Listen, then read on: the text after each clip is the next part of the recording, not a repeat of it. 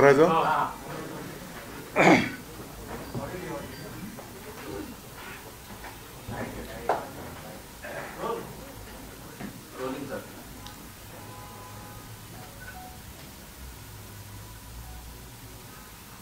सर्व माध्यमांच्या शाळेंमध्ये मराठी भाषा हा विषय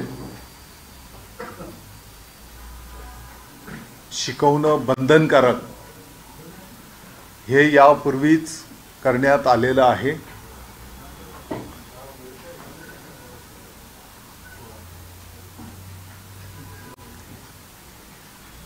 मराठी ही आपली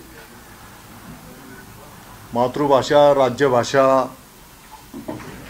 मला वाटतं की आता या मराठी आपल्या भाषेला केंद्र शासनाने अभिजात भाषेचा दर्जा पण दिलेला आहे. यापूर्वीही आणि भविष्यातही किती भाषा येतील किंवा जातील, प्रत्येक भाषेचं एक महत्त्व असतं. कोणाला आपण कमी लेखत नाही, परंतु आपल्या मराठी भाषेचं महत्त्व एक किंचित सुद्धा कमी होऊ शकणार नाही. राष्ट्रीय शिक्षण धोरण ज्याला नॅशनल एज्युकेशन पॉलिसी आपण बोलतो 2020,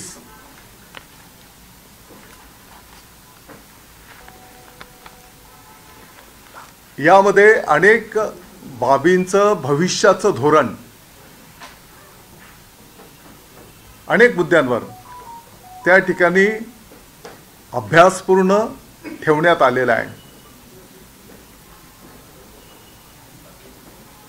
आपल्या सर्वांना माहिती आहे, म्हणजे त्या विषयात मी आपला वेळ घेत नाही, परंतु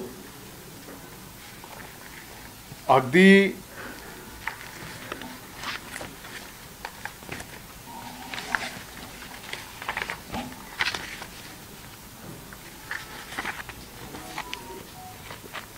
एकोणावीसशे 64-66च्या कोठारी आयोगाच्या पासून जो काही आपला भाषेच्या संदर्भातला प्रवास आहे तो सुद्धा या ठिकाणी आपल्याकडे उपलब्ध आहे. आणि मग पाठीमागच्या काळामध्ये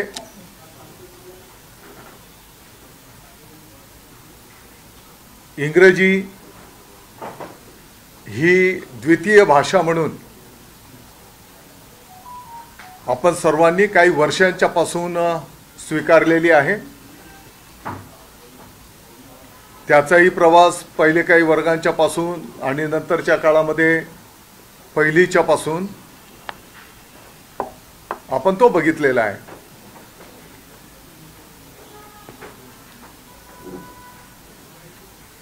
आता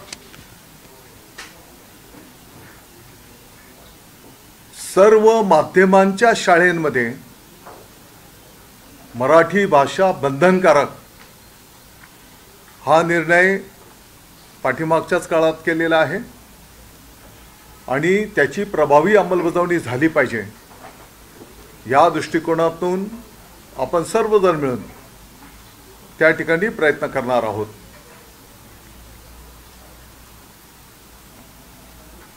आपण जर बघितलं काही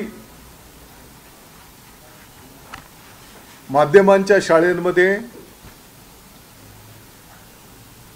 काही वर्षांच्या पासून इतरही काही भाषा शिकवल्या जातात. दुसरी एक गोष्ट मी अतिशय स्पष्ट करतो, एखादी विशिष्ट भाषा तिसरी भाषा म्हणून बंधनकारक असा निर्णय सरकारने केलेला नाही. तिसऱ्या भाषेच्या संदर्भामध्ये ते विद्यार्थी, त्यांचे पालक, त्यांना जे योग्य वाटेल त्या भाषेवर त्यांनी निर्णय करायचा आहे। साधारणपणे राष्ट्रीय शिक्षण धोरण 2020 यामध्ये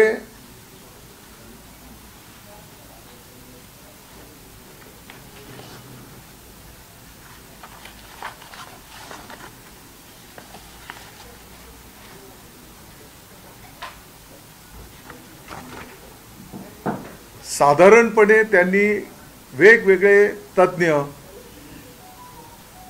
मार्गदर्शक या सर्वांनी अभ्यासपूर्ण ही जी काही नॅशनल एज्युकेशन पॉलिसी 2020 आणलेली आहे, यामध्ये त्यांनी हे पण मी स्पष्ट करतो की याच्यातल्या काही बाबी त्यांनी राज्यांवर ठेवलेल्या आहेत। कुठलीही गोष्ट बंधनकारक की त्या सरकारने, त्या राज्य शासनाने हे असं केलंच पाहिजे, हे करायला नको, असं त्याने बंधनकारक केलेलं नाही।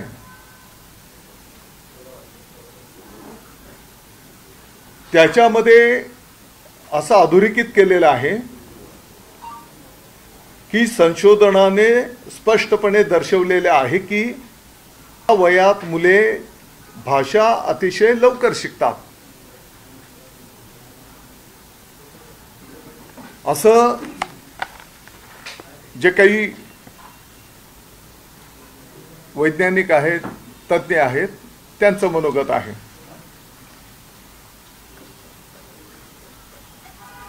आत्ताच्या घडीला केंद्र शासनाने मातृभाषेला प्राधान्य देण्याचं ऑलरेडी याच्यामध्ये सूतोवाच केलेले आहेत त्या राज्यांना।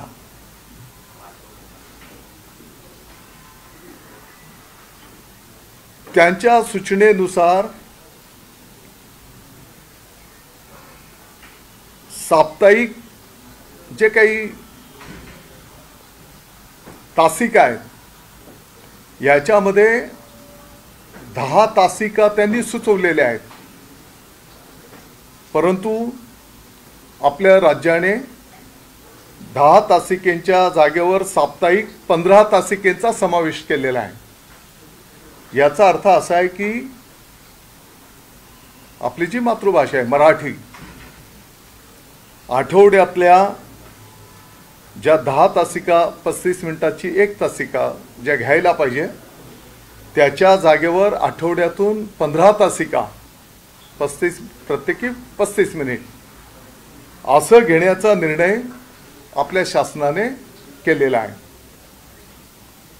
आणि आता जी काही चर्चा तिसऱ्या भाषेच्या संदर्भामध्ये, आणि तिसरी भाषा म्हणजे ज्या भारतीय 20 ते 22 भाषा आहेत, या भाषांपैकी ते विद्यार्थी, त्यांचे पालक जी भाषा निवडतील त्या भाषेच्यासाठी साप्ताहिक फक्त 5 तासिका हे त्या ठिकाणी निश्चित केलेले आहेत। आता सर्वसाधारणपणे इयत्ता पहिली दुसरी याच्यामध्ये जेव्हा आपण त्या लहान बाळांना, बालकांना अगदी मराठी पण जेव्हा शिकवायला घेतो तर त्याच्यामध्ये साधारणपणे काही चित्र दाखवून, काही बडबड गीते ज्याला आपण मौखिक बोलतो, तोंडी, अशा पद्धतीने पहिले शिक्षण दिलं जात आहे। आणि आताच्याही तिसऱ्या भाषेच्या निर्णयामध्ये इयत्ता पहिली दुसरी करता मौखिक शिक्षण आपले शिक्षक बांधव त्या ठिकाणी विद्यार्थ्यांना देतील।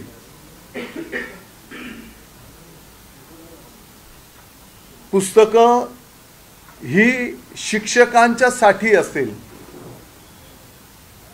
पहिली दुसरीचे जे मौखिक शिकवायचं आहे, अशा पद्धतीचं त्या ठिकाणी नियोजन असणार आहे. आता तिसरी भाषा म्हणून साधारणपणे जे काही राष्ट्रीय शैक्षणिक धोरण आहे त्याच्यामध्ये पण त्यांनी लिहिलेलं आहे की इयत्ता तिसरी पासून पुढे, आणि म्हणून त्याची पुस्तकं, त्याचं लिखाण, त्याचं अध्ययन हे तिसरी पासूनच होणार आहे. पहिली दुसरीच्या इयत्तेमध्ये हे फक्त मौखिक शिक्षण त्या ठिकाणी विद्यार्थ्यांना दिलं जाणार आहे. याचे कुठलेही पुस्तकं किंवा हे विद्यार्थ्यांवर लादलं जाणार नाही. आणि मग जसं मी सांगितलं की आपल्या भारतीय 20 ते 22 भाषा आहेत, त्या भाषांच्यापैकी ते विद्यार्थी त्या ठिकाणी निवड करू शकतील. हो, पाठीमागच्या शासन निर्णयामध्ये आम्ही असं म्हटलेलं होतं की साधारणपणे त्या वर्गातले 20 पेक्षा जास्ती विद्यार्थी जर सांगतील की एक विशिष्ट भाषा आम्हाला शिकायची आहे, तर तिथे ते शिक्षक आपण उपलब्ध करून देणार. आणि त्याच्यापेक्षा जर कमी संख्या असली तर साधारणपणे त्यांना ई प्रणालीचा वापर करून आपण ते शिक्षण त्या ठिकाणी देण्याचं नियोजन करणार आहोत. मला आपल्या माहितीकरता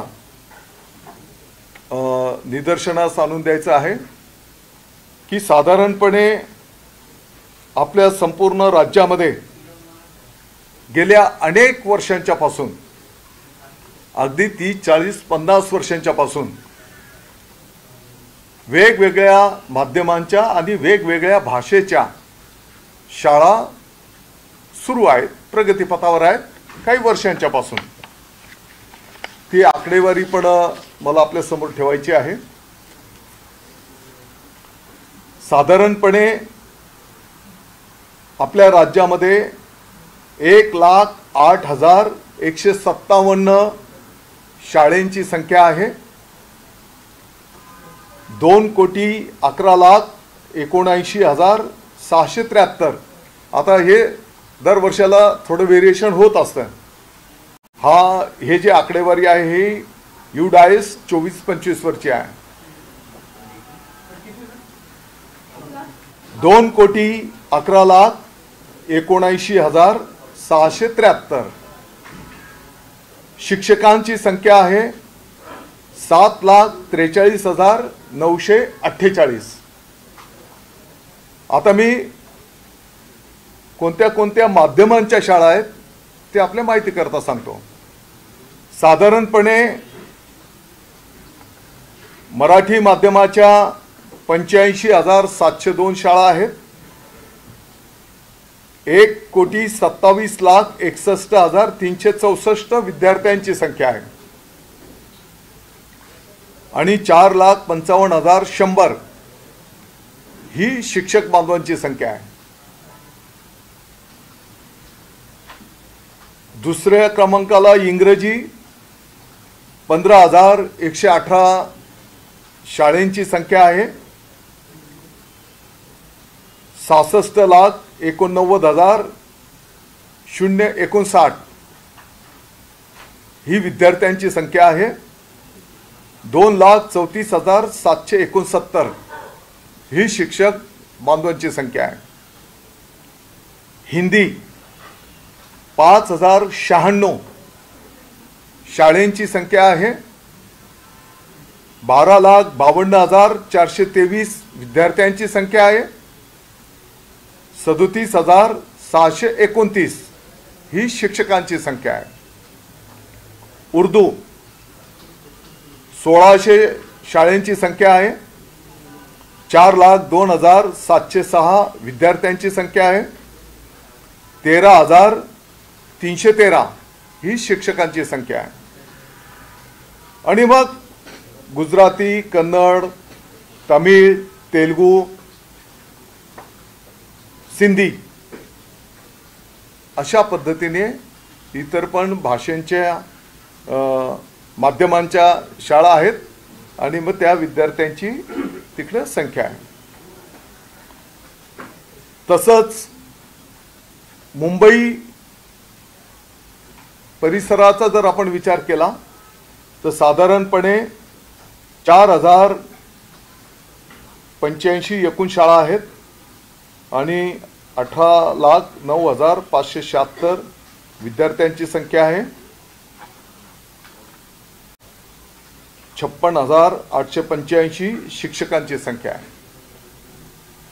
आता मराठीच्या शाळा आहेत 930, इंग्रजीच्या शाळा आहेत 2,121, हिंदीच्या शाळा आहेत 474, उर्दूच्या शाळा आहेत 377, गुजराती शाळा आहेत 107, कन्नड आहेत 35, तमिळ आहे 29, तेलुगू आहेत 12.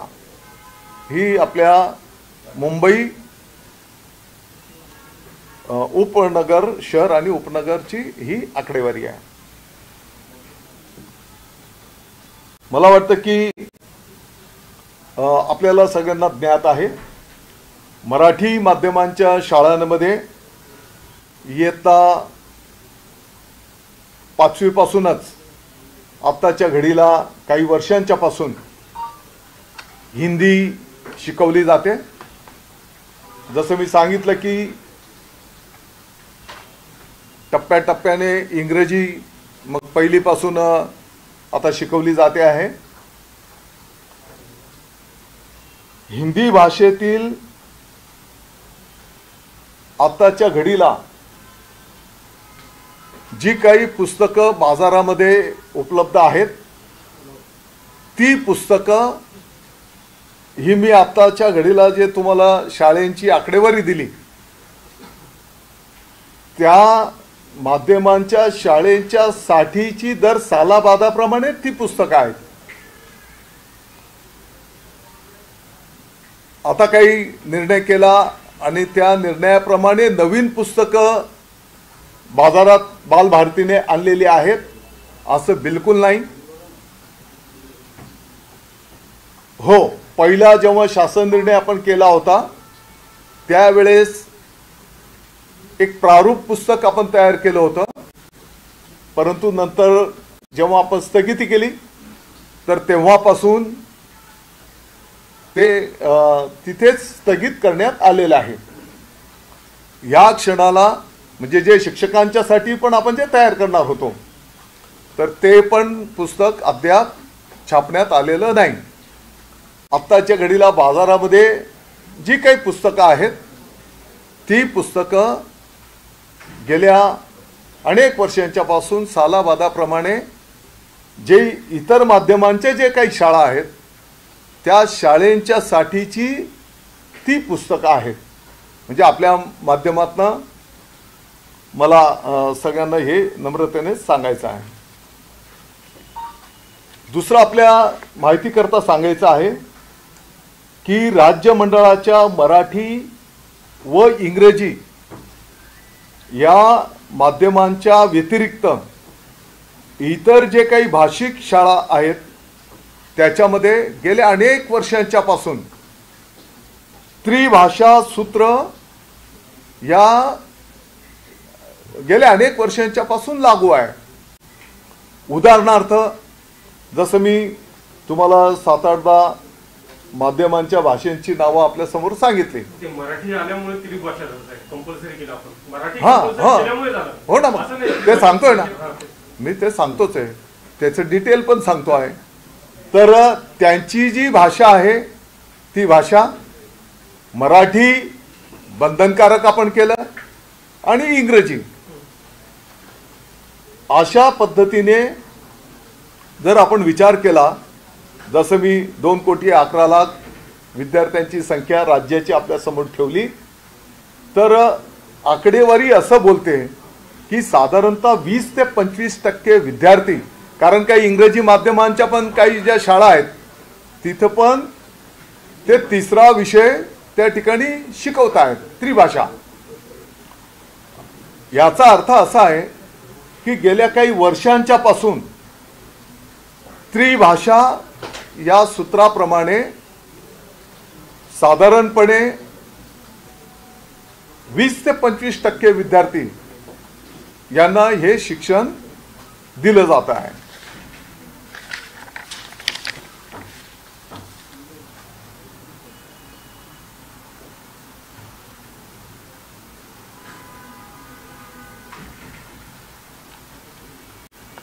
आता काही हे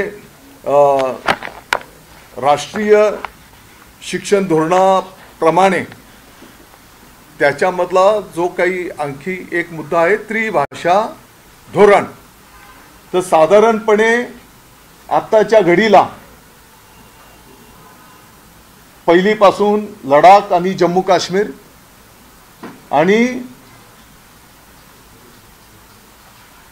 पहिली दुसरीला मौखिक, जसं मी सांगितलं की तिथे पुस्तकं किंवा इतर याचा विषय नाही, आणि प्रत्यक्ष पुस्तकं आणि लेखन वाचन हे तिसरीपासून मध्य प्रदेश, उत्तर प्रदेश, गुजरात, उत्तराखंड, सिक्कीम या राज्यांमध्ये तिसरीपासून त्रिभाषेचं सूत्र त्या ठिकाणी स्वीकारण्यात आलेलं आहे. या राज्यांमध्ये कुठली भाषा तिसरी शिकवली जाते? त्यांनी त्यांच्या चॉईस केलेल्या आहेत. त्याबद्दल आता ती माहिती पण असली पाहिजे. विद्यार्थ्यांची संख्या पण ही राज्य काय काय भाषा शिकवतात ते जरा तिथं बरं होईल. माहिती घेऊ आम्ही, परंतु 1-2 राज्यांमध्ये जी माहिती घेतली तर त्याच्यामध्ये साधारणपणे हिंदी मोठ्या प्रमाणात असं कानावर आहे. तरी पण ती आकडेवारी घेऊन आम्ही तुम्हाला देऊ. ऐका ना, माझी विनंती आहे, आम्ही ठेवतो आणि तुमच्या प्रत्येक प्रश्नाचं जे काही भूमिका असेल आणि तुमच्याही सर्वांच्या अनुभवातनं ज्या काही चांगल्या सूचना असतील, शेवटी आपल्याला आपल्या राज्याच्या विद्यार्थ्यांचं हित बघायचं आहे.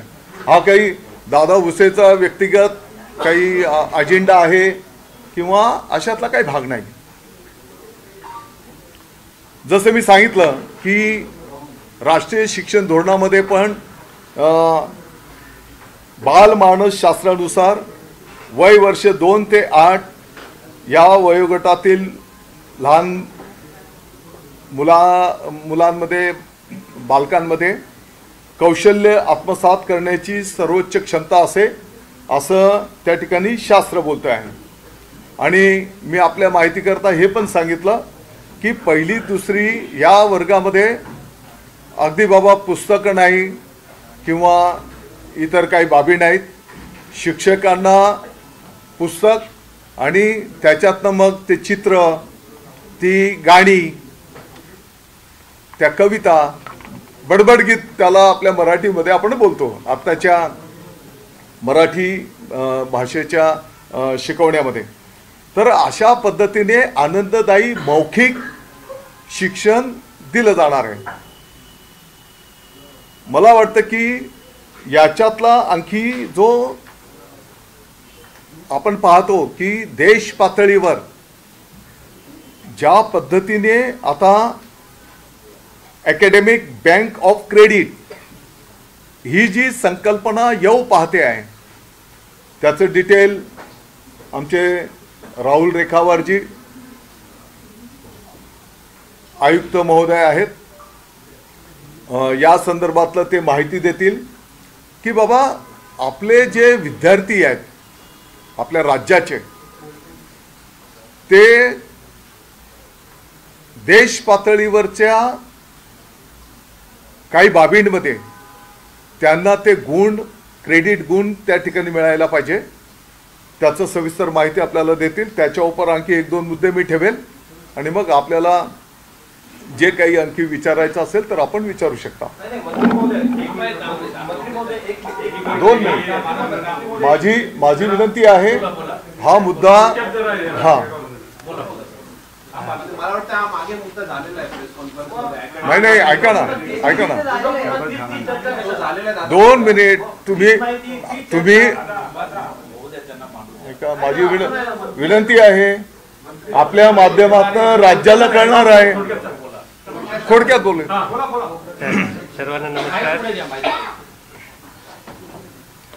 सर्वांना नमस्कार आवाज येतोय माननीय मंत्री महोदयांच्या सूचनेप्रमाणे आपल्या सगळ्यांना थोडक्यात ही जी अकॅडमिक बँक ऑफ क्रेडिट नावाची जी कन्सेप्ट आहे ती मी समजावून सांगतो।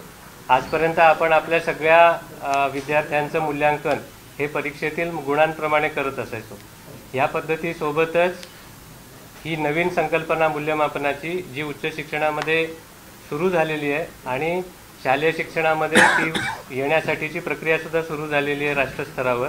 त्या पद्धतीमध्ये गुणांसोबतच प्रत्येक विद्यार्थ्याने त्याचे शालेय शिक्षण त्याचे नियमित अभ्यासक्रम याच्यासोबतच इतर कला कौशल्य जर शिकलेले असतील किंवा त्यामध्ये त्याने त्याचा वेळ दिलेला असेल दर्जेदार पद्धतीने आणि त्याचं मूल्यमापन जर झालेलं असेल तर त्यासाठीचे त्याला श्रेयांक म्हणजे क्रेडिट पॉईंट्स मिळतात। हे क्रेडिट पॉईंट्स त्याने कोणकोणते विषय कोणकोणत्या कला कोणकोणते कौशल्य शिकले आहेत आणि कोणत्या स्तराचे शिकलेले आहेत आणि त्यासाठी त्याने किती वेळ दिलेला आहे या 3 बाबींवर अवलंबून असतं।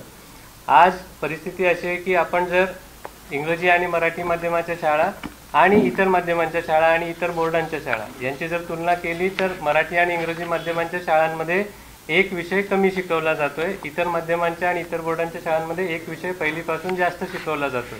याचं कारण असं की 1999 पासून आपण राज्य मंडळाच्या सर्व शाळांमध्ये इंग्रजी विषय बंधनकारक केला आणि 2009 पासून मराठी विषय हळूहळू 2012 आणि 2020च्या कायद्यान्वये 1ली ते 10वी पर्यंत बंधनकारक केला। यामुळे इतर माध्यमांमध्ये आणि इतर मंडळांमध्ये एक विषय जास्त शिकवला जातोय।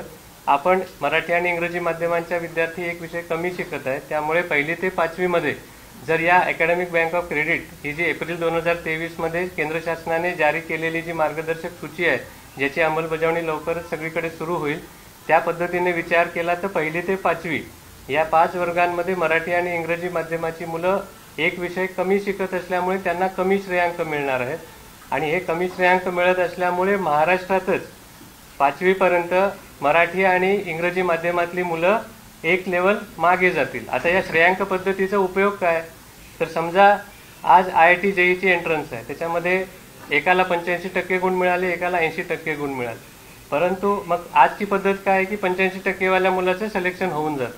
पण भविष्यात म्हणजे जी पद्धती उच्च शिक्षणासाठी वेगवेगळ्या विदेशातील चांगल्या नामांकित विद्यापीठांमध्ये सुद्धा वापरली जाते त्यामध्ये गुण जरी कमी असले पण त्याला जर का खूप साऱ्या कला त्याने आत्मसात केलेल्या असतील खूप सारी एक डायव्हर्स स्किल सेट तो जर का घेऊन येतोय आपल्या इन्स्टिट्यूटमध्ये संस्थेमध्ये तर त्यांना प्राधान्य दिलं जातं। ही वस्तुस्थिती आहे। त्यामुळे भविष्यात अशी पण परिस्थिती होईल की मला 85% गुण आहेत पण माझे श्रेयांक 300 आहेत पण एकाला 80% गुण आहेत पण त्याचे 650 श्रेयांक आहेत तर कदाचित ज्याला 650 श्रेयांक आहेत अकॅडमिक बँक ऑफ क्रेडिटमध्ये त्याला प्राधान्य मिळू शकेल। आपल्या 1ली ते 5वीच्या मुलांमध्ये आपण जर हा हिशोब केला जो क्रेडिट फ्रेमवर्कमध्ये दिलेला आहे तर 5वीला आपली मुलं 10 क्रेडिट पॉईंटने कमी येतील जो 10% फरक आहे आणि हा जर भरून काढायचा असेल तर 5वीमध्ये 5वीच्या दर्जाचा 300 तासांचा एक्स्ट्रा कोर्स आपल्या 5वीच्या मराठी आणि इंग्रजी माध्यमाच्या मुलांना करावं लागेल जे केवळ अशक्य आहे 5वीमध्ये जर आपण पहिलीपासून ही भरपाई करत नाही आलो तर। त्यामुळे हा जो कला आणि विषयांचा जो असमतोल आहे तो असमतोल दूर करणं अतिशय आवश्यक आहे आणि त्यासाठी पहिलीपासून महाराष्ट्रातच मराठी मुलं मागे पडू नयेत, स्ट्रक्चरलीच मागे पडू नयेत यासाठी आपल्याला काहीतरी उपाययोजना करणं आवश्यक आहे। त्यामुळे हा प्रयत्न महाराष्ट्र शासनाकडून शालेय शिक्षण विभागाकडून करण्याचा आम्ही प्रस्तावित केलेला आहे।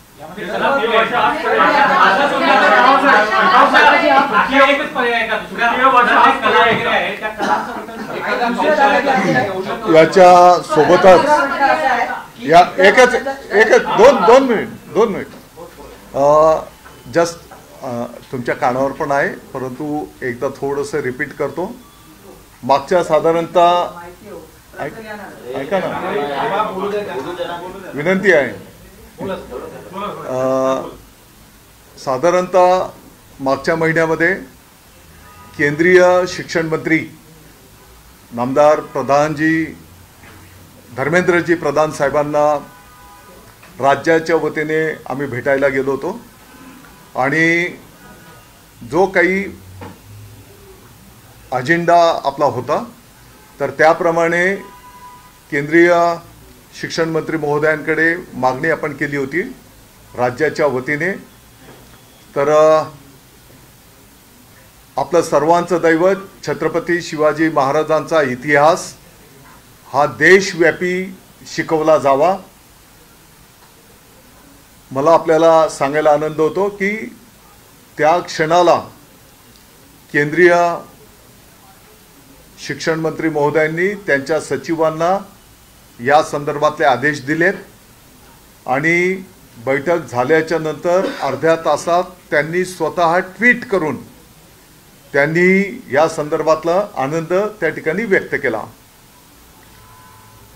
जसं आपल्याला माहिती आहे की आपल्या मराठी भाषेला अभिजात भाषेचा दर्जा केंद्र शासनाने दिला आदरणीय पंतप्रधान नरेंद्र मोदी साहेबांच्या मार्गदर्शनाखाली। तर मराठी भाषेला सुद्धा देश पातळीवर मानाचं स्थान मिळालं पाहिजे आणि इतर जे बोर्ड आहेत त्या बोर्डमध्ये पण मराठी आपल्या राज्यामध्ये बंधनकारक झालं पाहिजे अशा प्रकारची विनंती त्या बैठकीमध्ये करण्यात आलेली होती आणि त्या अनुषंगाने अगदी सीबीएसई पॅटर्नमध्ये पण 22/5/2025 पत्र आहे। मराठी मातृभाषा तिकडे म्हणजे त्यांनी देशासाठीचा विषय आहे परंतु मातृभाषा हे त्या माध्यमांमध्ये पण बंधनकारक असा आदेश त्या ठिकाणी काढलेला आहे।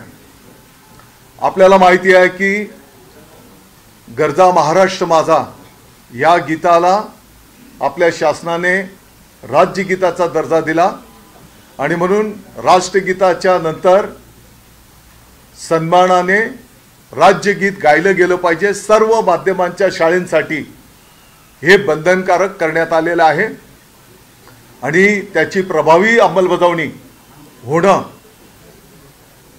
हे आपलं सगळ्यांची जबाबदारी माझ्यासकट असणार आहे आणि येणाऱ्या काळामध्ये ते पण आपण निश्चितपणे करून घेऊ।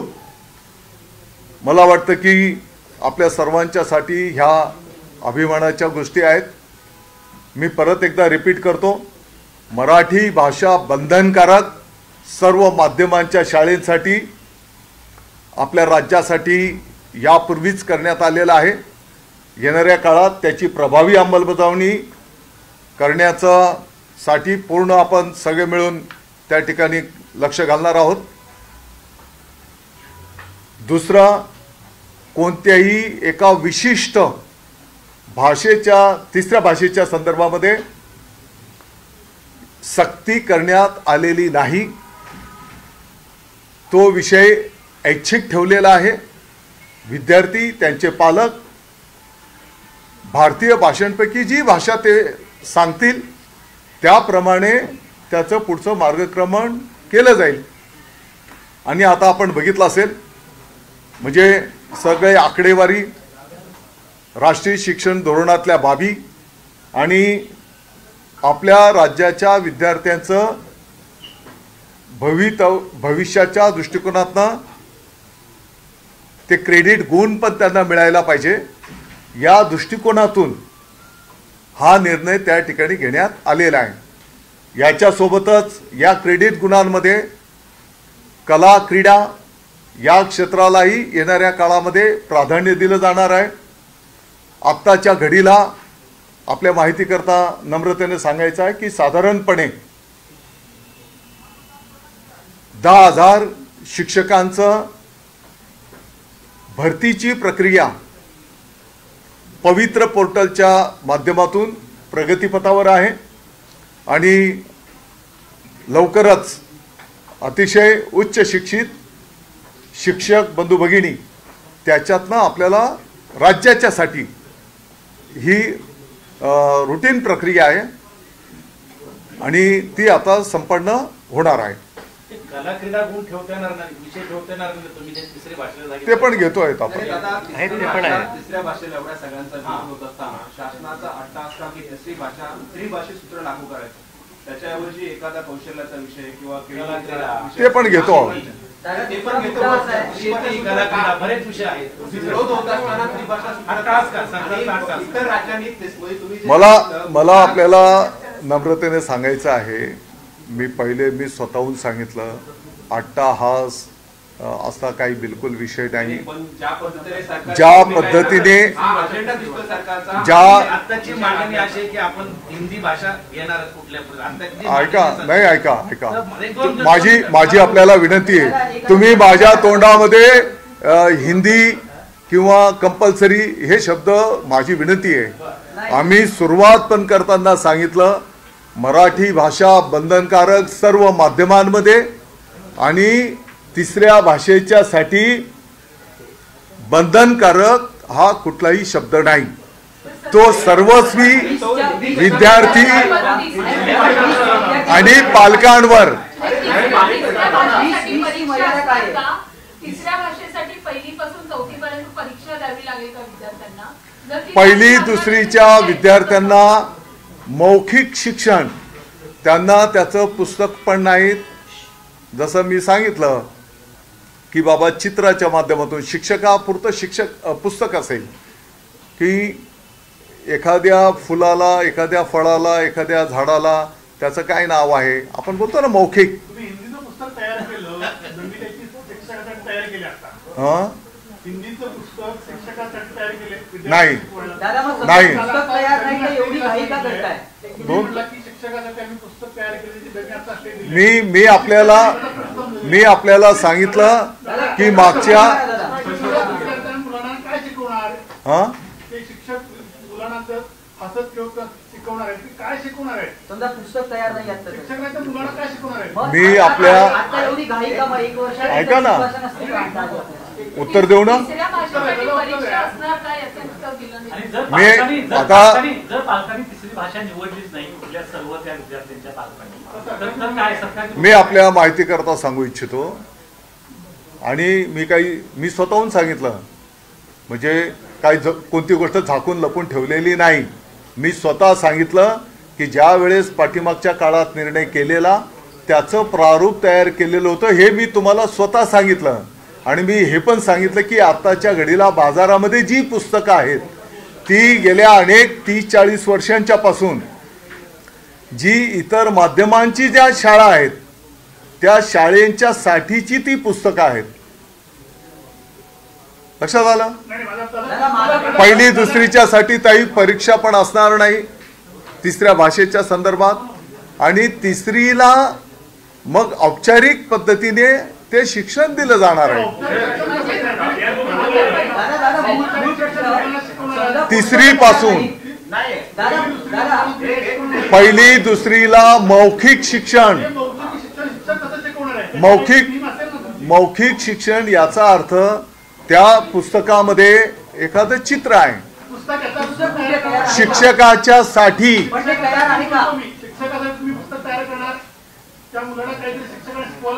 हो बिलकुल नाही. त्याचं कुठं घाई केली, कुठं घाई केली? मी सांगितलं आपल्याला की त्याचं प्रारूप आम्ही तयार केलं होतं कच्चा. हिंदीसाठी मी काही नाही थोडी बोलतो. आणि त्यावेळेचा शासन निर्णय त्या पद्धतीचा होता आणि त्याचं प्रारूप आम्ही तयार केलं, काही नाकारत नाही. आणि जेव्हा आपण स्थगिती दिली तेव्हापासून ते थांबवलेलं आहे. कांदाही प्राधान्य देणार ही एक विषय राहून गेला. तिसरी भाषा कुठल्याही विद्यार्थ्यांनी निवडली नाही तर सरकारचा स्टँड काय असेल? आणि देशातील राज्यांची संख्या सांगितली 27-28 राज्य, तर 4 ते 5 राज्यांनी तिसरी भाषा पहिलीपासून घेतलीच नाही.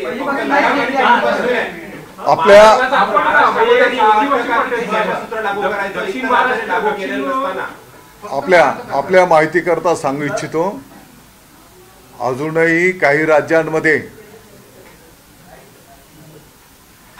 आपण जसं इंग्रजी काही वर्षांच्या पूर्वीपासून स्वीकारलं, कदाचित त्या काळातली गरज असेल, आवश्यकता असेल, आणि असं काही नाही, चांगले आपल्या मुलांना त्याचा फायदा झाला आणि चांगले झाले. परंतु अनेक राज्यांनी इंग्रजीच्याही संदर्भामध्ये खूप उशिरा त्या ठिकाणी निर्णय केले, दुसऱ्या भाषेसाठी पण. दादा पण आता केंद्रीय गृहमंत्री म्हणतात की इंग्रजीचं उच्चाटन करायचं. हिंदीला तुमची काय भूमिका? तुम्ही परत हिंदीवर येत आहेत. सगळं राजकारण त्याच्यावर बाकीच्या विषय हिंदीला पर्याय विषय येणार काय सर दादा? बिलकुल. मी आपल्या माहिती करता सांग, तुम्हाला मी भाषा वाचून दाखवतो. व्यवस्था अशी केली ना काय हिंदीशिवाय पर्याय नाही विद्यार्थ्यांना. कसं काय? तुम्ही म्हणताय 20 विद्यार्थी संख्या पाहिजे. आपल्या भारताच्या बर तुम्ही पर्याय सांगा. मराठी बोलायची नाही, आपण पर्याय सांगा. 20 पेक्षा कमी पडण्याची आपल्या तुम्ही पर्याय सांगा.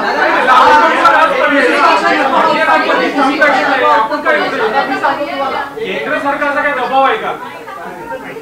मी आपल्या माहिती करता सांगितलं, या धोरणामध्ये कुठेही बंधनकारक, सक्ती असा कुठेही विषय नाही. अप्रत्यक्ष दबाव, अप्रत्यक्ष नाही, प्रत्यक्ष पण नाही.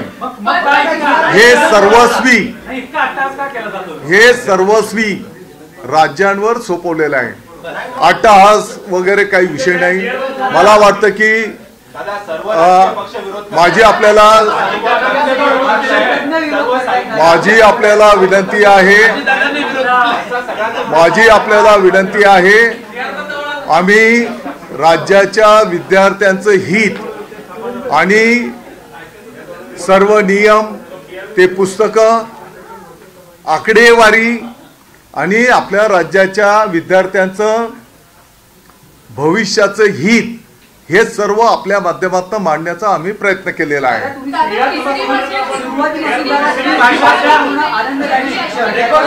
तिसरी भाषा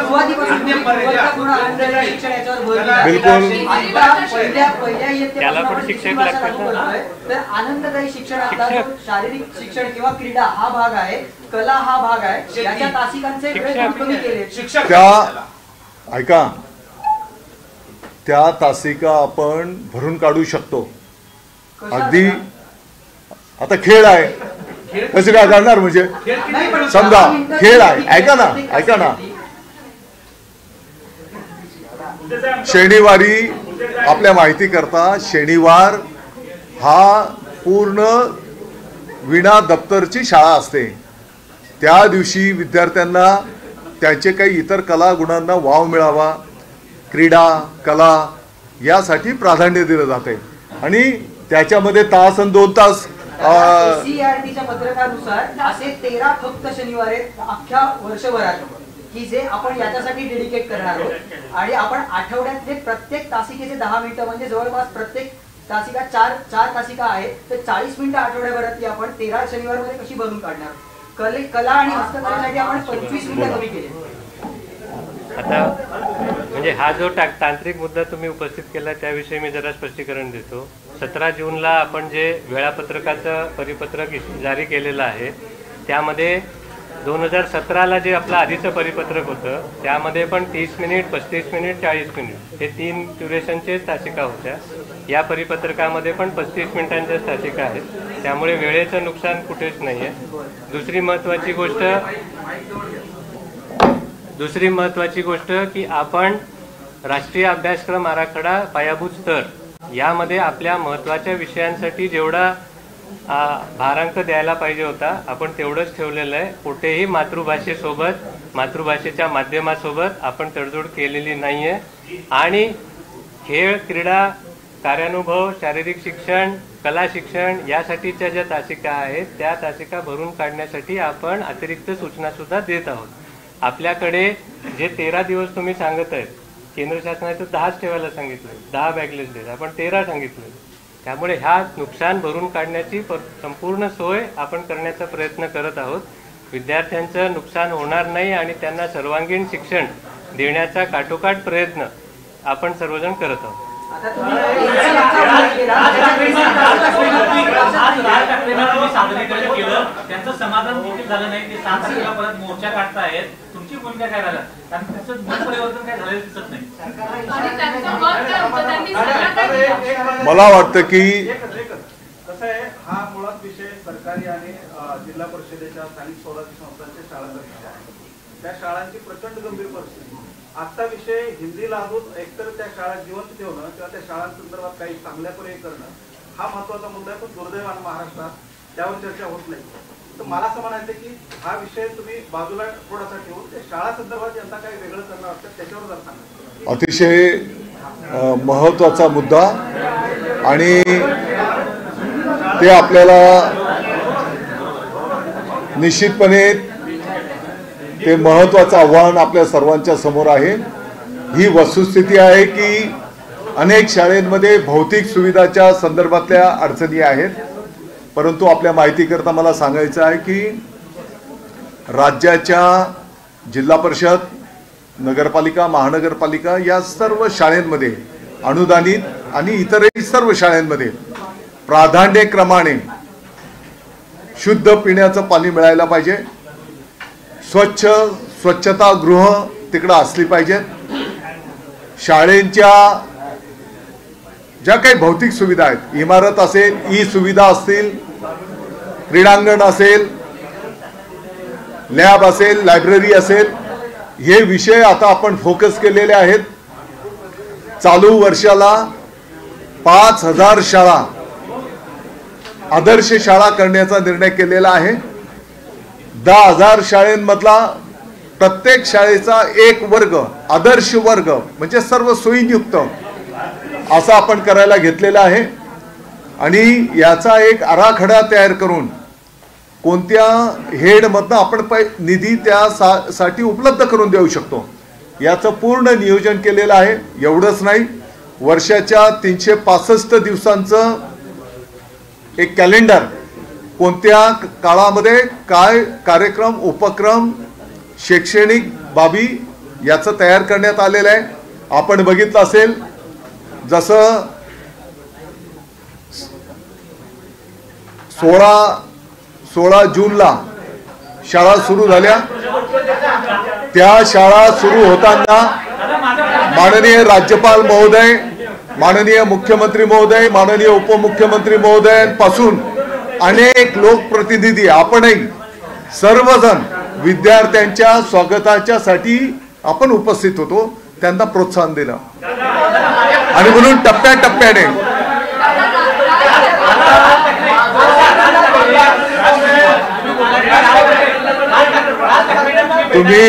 तुम्ही जे प्रश्न विचारले त्याचं उत्तर मी देतो आहे. बोला. राज ठाकरेंना तुम्ही भेटायला गेला, तुम्ही म्हटलं की आम्ही सादरीकरण करणार आहोत, त्याचं मनपरिवर्तन करणार आहोत, जे हिंदी भाषेला खास करून तिसऱ्या भाषेला परत हिंदी आणताय तुम्ही.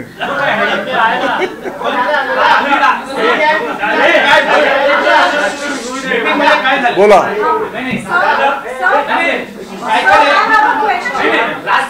राज ठाकरेंना भेटल्यानंतर तुम्ही त्यांचं मन परिवर्तन करू शकला का? 7 दिवसांचा तुम्ही कालावधी घेतलेला आहे. कोणत्या कोणत्या संघटनांना भेटणार आहात? परत तुम्ही उद्धव ठाकरेंनी देखील विरोध केलेला आहे. परत 7 तारखेला मोर्चा आहे, 6 तारखेला मोर्चा आहे. हे सगळं कसं थोपवणार? आणि एक शॉर्ट ते कमिटी नेमायचं झालं होतं आणि उद्धव ठाकरेंना पण कुठली कमिटी? तज्ञांची सगळी तज्ञांची कमिटी नेमायचं झालं होतं. परवा मुख्यमंत्र्यांची बैठक झाली. आम्ही बर माननीय, आता एक प्रश्न विचारला तर त्याचं उत्तर देऊ. माननीय राज ठाकरे साहेबांची आम्ही भेट घेतली. जसं मी आता आपल्या समोर सर्व बाबी ठेवलेल्या आहेत. अगदी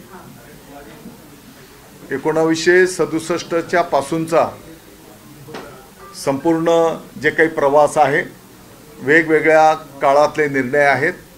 आणि जसं मी आता सांगितलं, ही सर्व वस्तुस्थिती आणि आपल्या विद्यार्थ्यांचं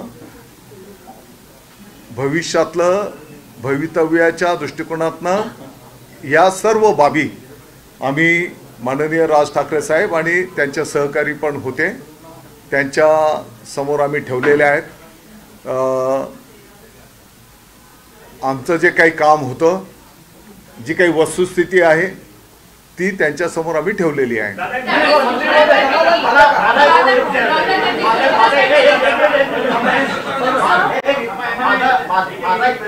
माझा एक प्रश्न आहे, हे राष्ट्रीय धोरण करून तुम्ही जे पुस्तक दाखवताय 2020 आहे बरोबर. मग हा वाद हा 2025लाच का आला? हा 2014ला का नाही आला? हा 2019ला का नाही आला? 20 मधलं धोरण 14 मध्ये कसं काय येईल? तेवढ्या गॅप मध्ये का नाही आला? 19 ते 24 मध्ये 2020 मधलं 2020 मध्ये धोरण आलं ते त्याच्या 1-2 वर्षाच्या नंतर आता जसं पूर्ण देश पातळीवर तो विषय तो 15 मध्ये कसं काय जाईल? तुम्ही इतर राष्ट्रीय पक्षांची भेट घेणार उद्धव ठाकरेंची भेट घेणार आहात का? So there are many schools that don't have 40 students. So why not just राज ठाकरेंना भेटला, उद्धव ठाकरेंची भेट घेणार आहात का?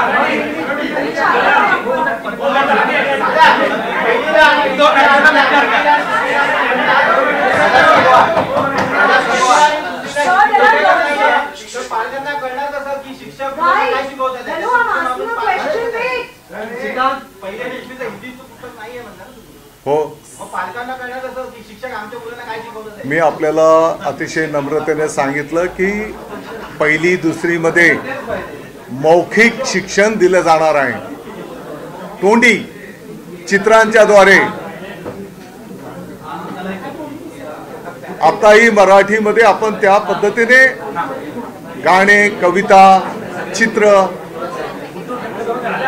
आणि 3री पासून पुस्तक.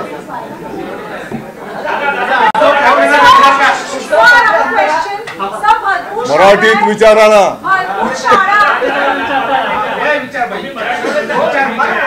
भरपूर शाळा आहे जिथे त्याला 20 मुलं आहे, 22 मुलं आहे.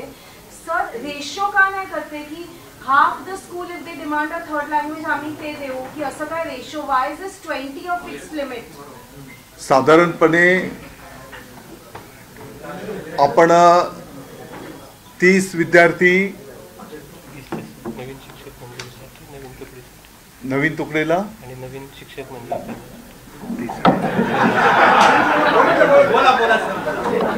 हा प्रशासकीय विषय पण आम्ही शास्त्रीय पद्धतीनेच स्वीकारलेला आहे तो फिगर. ऐकून घ्या. साधारणपणे 30 विद्यार्थी असेल तो एक शिक्षक याची मान्यता असते.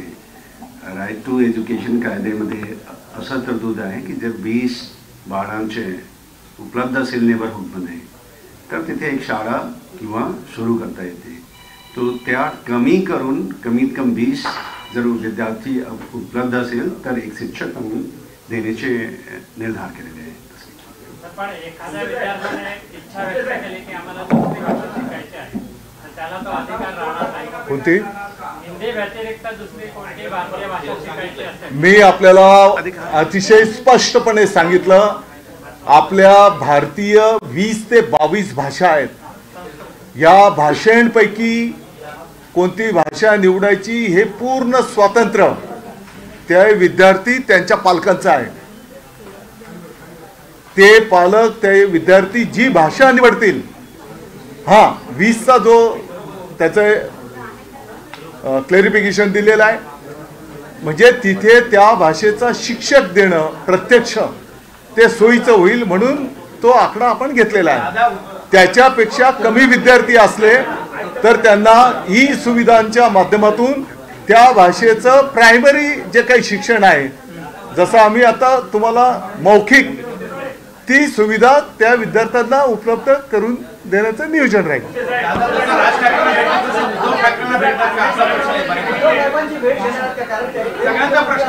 मला वाटतं की आज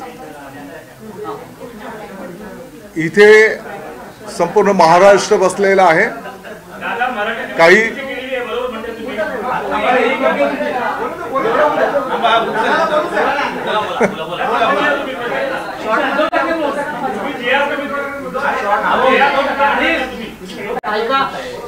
इथे तुमच्या माध्यमातून संपूर्ण महाराष्ट्र बसलेला आहे. मला वाटतं की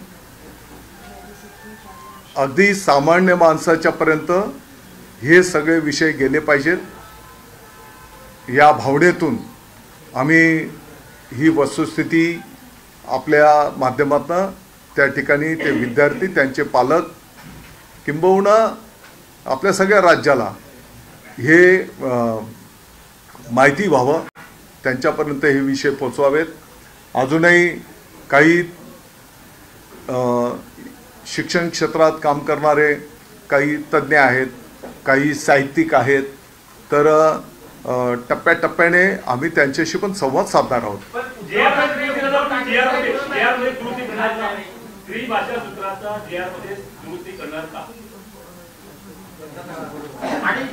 आणि याला जोडू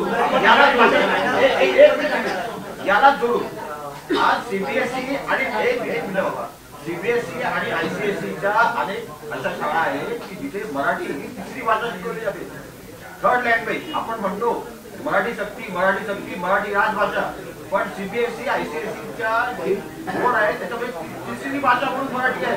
आयुक्त महोदयानं कदाचित पहिलीमध्ये हिंदी भाषा शिकवली जाते. मी आपल्या माहिती करता आणि सीबीएसई आयसीएसई मध्ये तोच आदेश हिंदी शिकवली जाते. मग सांगितलं ना मी नाही बोललो का? अहो आम्ही ती आकडेवारी ठेवली आपल्या समोर आणि काही वर्षांच्या पासून ती कार्यपद्धती आहे. हे आम्ही स्वतःहून तुम्हाला किती भाषेच्या किती शाळा आहेत, किती विद्यार्थी आहेत, किती शिक्षक आहेत ती माहिती ठेवली ना आम्ही. आणि सीबीएसई साठी पण जे काही आदेश केंद्र शासनाने काढले ते पण दाखवले आपल्याला.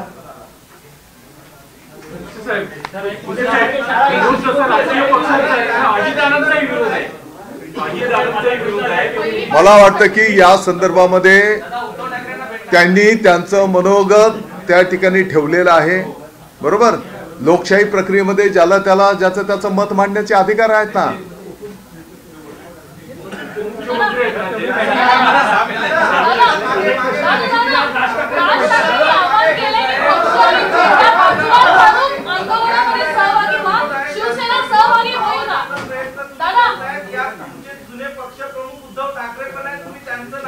मी आपल्या माहिती करता सांगितलं ज्या पद्धतीने आता तुमच्या समोर सर्व कागदपत्रांसह आकडेवारी पण आपल्याकडे सगळे उपलब्ध आहे, ती पण मी तुमच्या समोर वाचून दाखवली आहे. माननीय उद्धवजी ठाकरे साहेबां ते पण एक प्रमुख नेते आहेत, परंतु आपल्या माध्यमातून संपूर्ण राज्याला मला वाटतं की आपल्या माध्यमातून ही माहिती ठेवण्याचा आम्ही प्रयत्न केलेला आहे.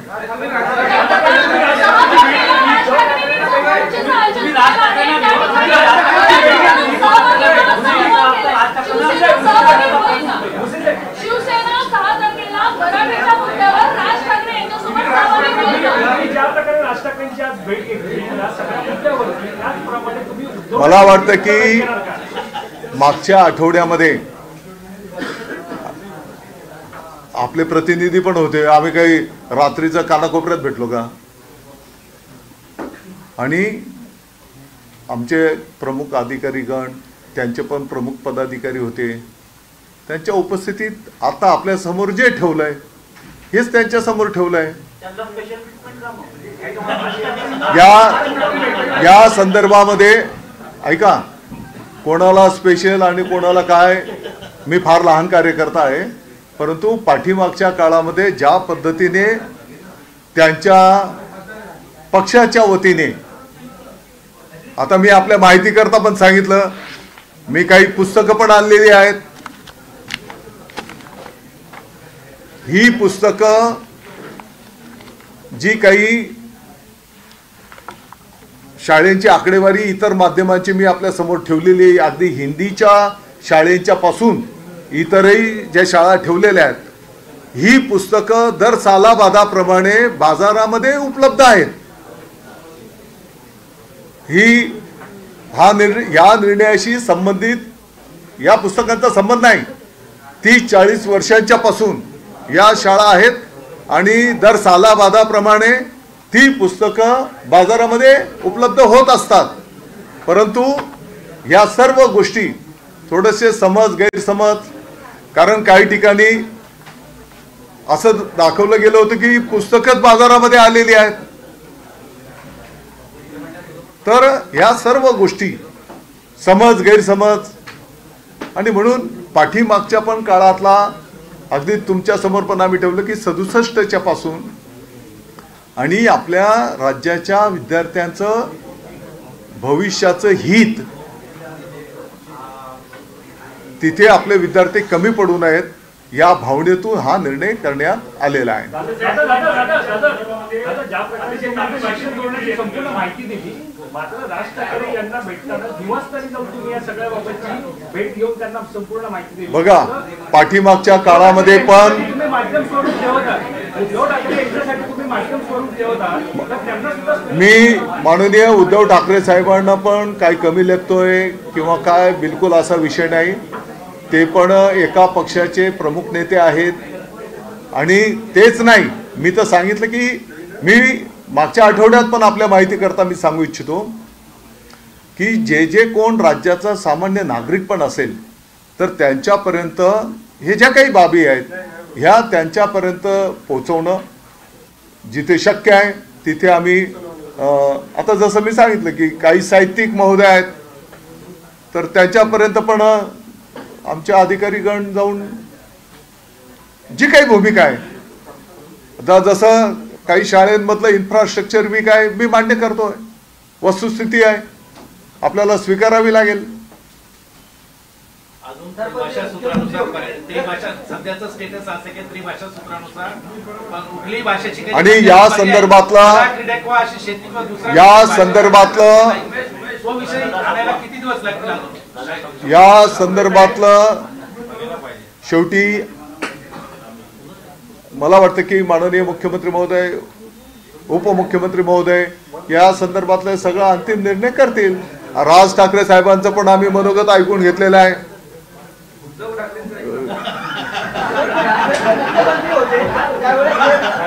मुख्यमंत्री होते त्यावेळेस त्यांना समजवणं जरा जास्त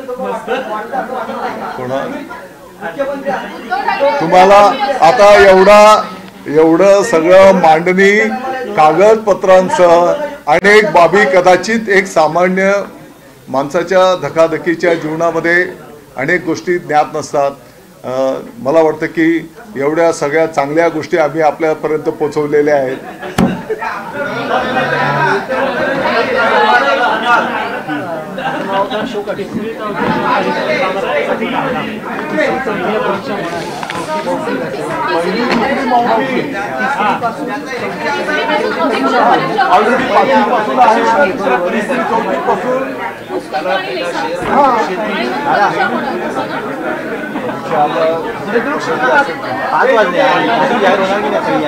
पहिली यादी जाहीर होणार की नाही? 5 वाजून गेले.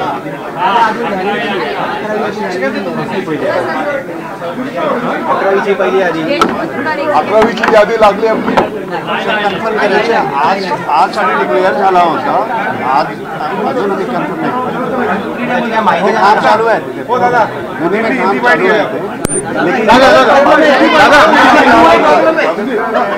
हिमाचल प्रदेशात, हो दादा, हिमाचल प्रदेशात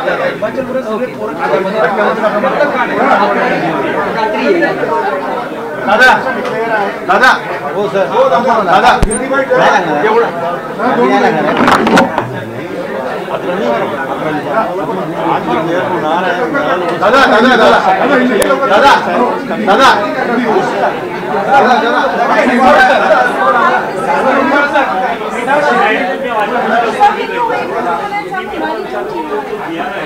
भेटतो सर एकदा.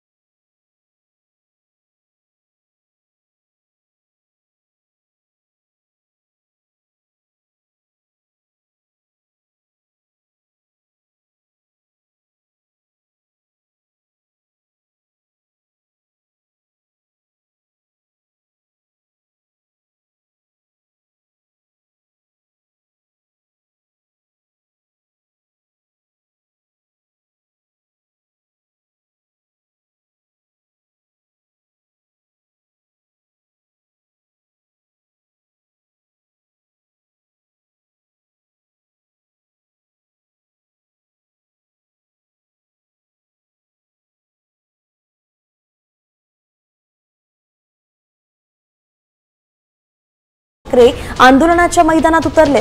मनसे अध्यक्ष राज ठाकरेंनी 6 जुलैचा मुहूर्त सांगितलाय। 6 जुलैला